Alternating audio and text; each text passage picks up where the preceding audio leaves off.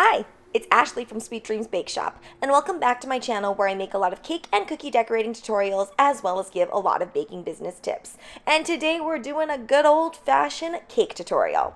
Now I find that this type of style is getting more and more popular. I mean, it's always been popular, but I've had about 3 or 4 requests for the same type of thing in the past couple months. And that's basically just a white cake or a white dessert with lots of different florals on it, but mostly greenery and those white flowers. I realized that I skipped over the crumb coat portion of this. I've just done it so many times in my videos, but if you guys want to see it, you can go ahead and check that out in the right-hand corner. There are several different ways to cover your cake with fondant. I like to do it this way, and you'll notice that I'm actually switching up my angle so you guys can see this a bit more clearly. I'm kind of taking it like a tablecloth, straightening it out, and then I'm pushing it down. Now what's actually happening is a little bit of your fondant is actually stretching downward. So you don't want to make your fondant so thin that when you place it on here, it starts to rip when you do this. But you also don't want to make it so thick that it's super rounded at the top. And if you make it too thick, what ends up happening is it also drags your fondant. That creates the elephant skin, and you will have ripping as well. Also, kneading in that shortening in the beginning with your fondant really gives you a little bit more leeway time for playing around with things. I find when I don't add shortening to whatever brand I'm using, I get a little bit of cracking or dryness going on, and also potential elephant skin too. Now, I never really like to give exact measurements of how thick you should roll things out because everybody works a little bit differently. So this is just the thickness that works for me, but you might find you like a little bit thicker or a little bit thinner. Whenever I'm cutting off that excess, by the way, I kind of go a little bit out from the edge and tuck it in so I get it really nice and clean. I find sometimes if I go too close and don't use that tucking in method, then I end up cutting out parts of it and you can see the cake.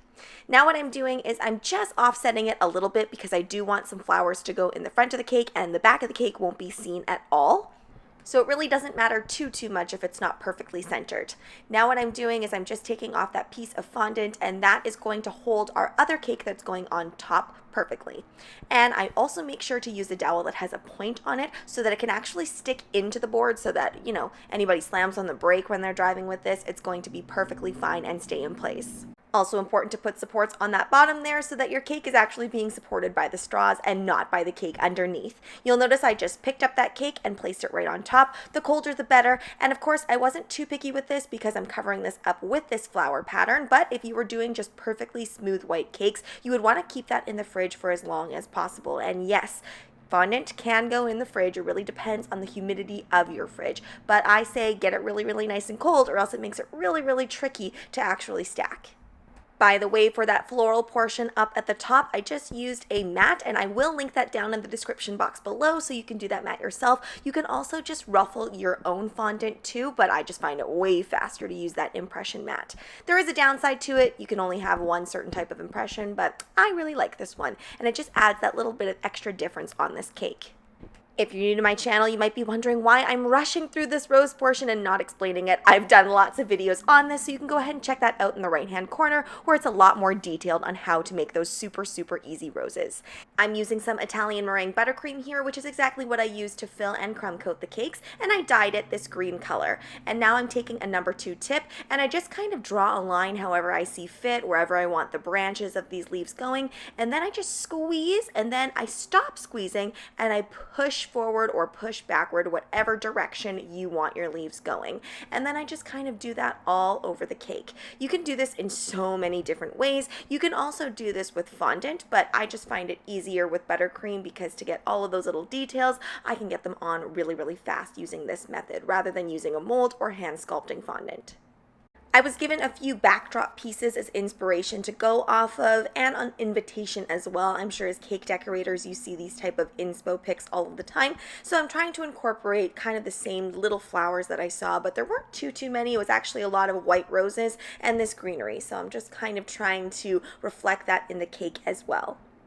I actually had to have a little bit of restraint while doing this buttercream portion. I love piping with buttercream, so I just wanted to keep going and going. But as a painter once taught me, don't do too much because then it ends up losing the effect that you're going for. And this is a really simplistic, rustic kind of looking effect. So I did try not to go too far with all of that greenery. I also added in a few darker leaves here and there. Now let's get into the pricing of this cake. This is a very straightforward type of cake, so of course I would only do this as a custom order, and it would be $275 Canadian. And as always, guys, you really want to look at my videos as a series to see the price differentiation, because as we know, pricing is different all over the world for all different types of products. Two-tiered cakes for me always start at $200 and go up from there. And this is an 8 and 6-inch cake. Now let's get into the subscriber submission of the day. So this one is from Sean, and I absolutely love that he wanted to share this particular photo because of course we see that lovely kind of black and white reflected both on the inside and the outside. So be sure to drop them a like, drop them a comment, and of course follow them on Instagram. And if you guys want to be the next featured subscriber on my channel, be sure to follow me at SD Bake Shop, where you can either tag me in a photo or you can message me a photo. Now, if it has been a couple weeks since you've sent me your photo and I still haven't featured it, just send it again. Sometimes my messages get really blocked up. Thanks so much for watching, guys. Don't forget to like, share, and subscribe so you can be part of the Sweetie fam. Right now, I'm uploading weekly, so make sure you hit that notification bell so you know when I upload. Also, be sure to comment, request, or ask a question. I love hearing from you guys. Bye!